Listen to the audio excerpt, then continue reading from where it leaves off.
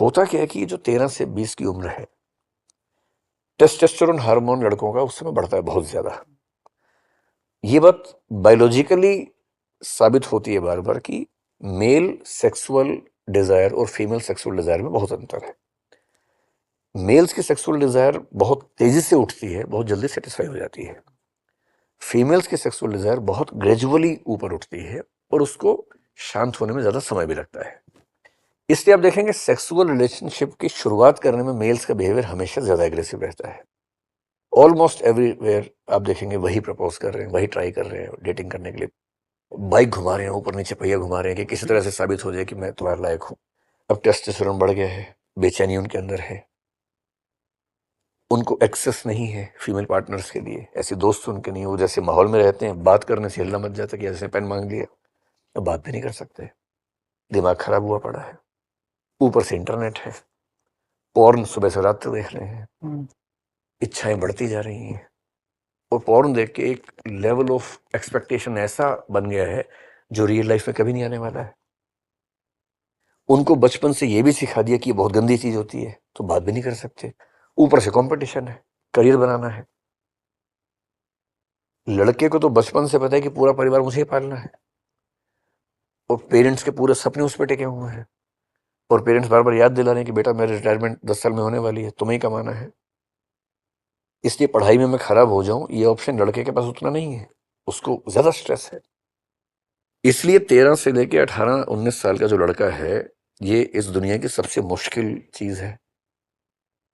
ये बच्चे बड़े विद्रोह, मेरा हमारा बेटा उस उम्र में है, एकदम घोर विद्रोही होता है कई बार। ठीक है, हम समझ रहे हैं उसके मन में क्या चीजें चल रही हैं, एकदम अकेला है, किसी से बात नहीं कर सकता। तो ये मेल लोनलीनेस दुनिया के सबसे बड़े खतरों में है और मेल लोनलीनेस के 2 फेजेस हैं। एक तो ये वाला है, इसमें वो बच्चे खुशनसीब है जिनका एक अच्छा गैंग है, वो बच्चे खुशनसीब है जिनके पास अपनी उम्र की एक बहन है और बहन से दोस्ती है जी। एक बहन होने से, उससे दोस्ती होने से आपकी बहुत सारी कुंठाएं इसलिए खत्म हो जाती हैं कि आपको आइडिया रहता है कि लड़की ऐसी होती है, आसपास है, उससे बात हो रही है, तो आपको पता है कि ऐसी होती है, बात भी आप कर पा रहे हैं। और दूसरा, मेल लोनलीनेस जनरली 40 के बाद जो आती है वो सबसे ज्यादा डेंजरस है। इसे आप देखेंगे हार्ट अटैक्स महिलाओं में कम होते हैं, पुरुषों में बहुत ज्यादा होते हैं। इसके बायोलॉजिकल फैक्टर्स भी होंगे, लेकिन इसका एक बड़ा फैक्टर लोनलीनेस भी है। महिलाओं में शेयरिंग करने की टेंडेंसी बचपन से बुढ़ापे तक हमेशा रहती है, क्योंकि वो एक्सप्रेसिव है, उन्हें संकोच नहीं है, झिझक नहीं है। कहीं डांस वांस करना हो, लड़कियां जितना आसानी से डांस करने चले जाएंगी, लड़के आमतौर पर नहीं जाएंगे, वो मनोज बन के बैठे रहते हैं।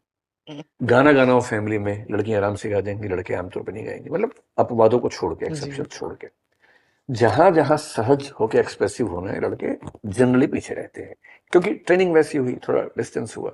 फिर उनको ये भी समझाया गया कि तुमको मर्द बन के रहना है, और मर्द बनने में ये होता है कि आप बहुत इमोशनली एक्सप्रेसिव नहीं हो सकते हैं। ये सब चीजें मिलके उनको घुटन से भरती हैं।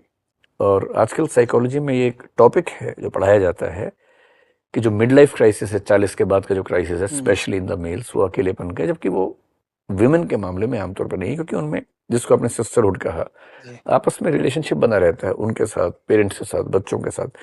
जैसे बच्चे बाहर पढ़ रहे हैं तो माँ उनसे रोज बात करेगी वीडियो कॉल पे, ये आमतौर पर दिखेगा, बाप का नहीं दिखेगा। बाप बात भी करेगा तो क्या पूछेगा, और ठीक हो, हाँ पापा ठीक हूँ, चलो